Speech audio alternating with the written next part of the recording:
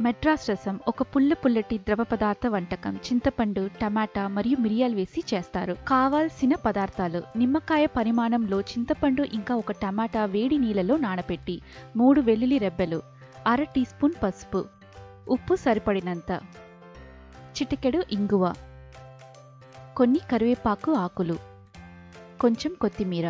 రసం పొడి కోసం పావు టీ స్పూన్ మెంతులు, 1.5 టేబుల్ స్పూన్లు ధనియాలు, 1 టేబుల్ స్పూన్ జీలకర్ర, 1 టేబుల్ స్పూన్ మిరియాలు, 1 టేబుల్ స్పూన్ శనగపప్పు, 1 టేబుల్ స్పూన్ కందిపప్పు, 4 ఎండు మిరపకాయలు, కొన్ని కరివేపాకు ఆకులు. తాలింపు కోసం పావు టీ స్పూన్ ఆవాలు, అర టీ స్పూన్ జీలకర్ర, 3 ఎండు మిరపకాయలు, కొన్ని మెంతులు.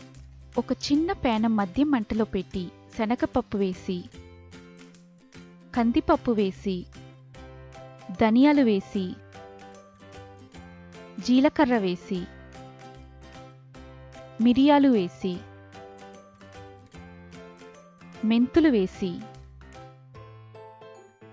ఎండు మిరపకాయలు వేసి, కరివేపాకు వేసి, మంచి సువాసన వచ్చే వరకు కొన్ని క్షణాలు వేయించుకుని చల్లారడానికి పక్కన పెట్టుకోండి.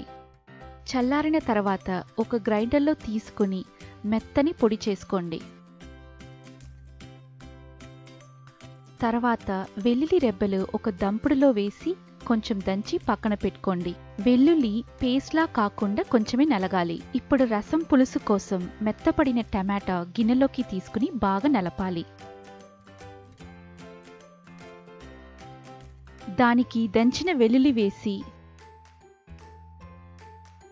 1.5 టీ స్పూన్లు చేసుకున్న రసం పౌడర్ కలిపి,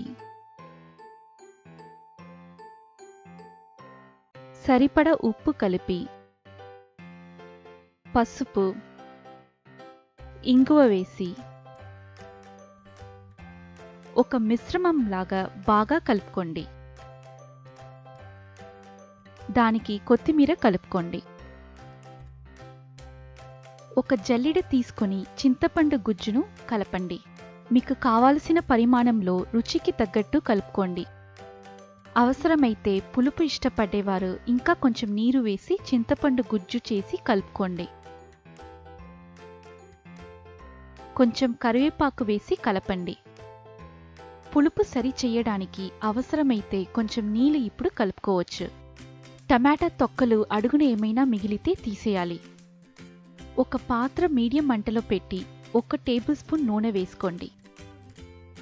దానికి పావు టీ స్పూన్ ఆవాలు, పావు టీ స్పూన్ జీలకర్ర, కొన్ని మెంతులు, 3 ఎండు మిరపకాయలు వేయండి.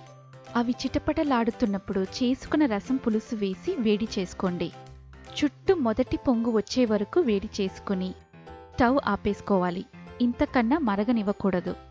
అంతే, మన వేడివేడి పుల్లటి కమ్మని మెడ్రాస్ రసం రెడీ. వేడివేడిగా అన్నంతో వడ్డించుకోండి. నా వీడియో మీకు నచ్చినట్లయితే షేర్ చేసి, కమెంట్ చేసి, సబ్స్క్రైబ్ చేయండి. ధన్యవాదాలు.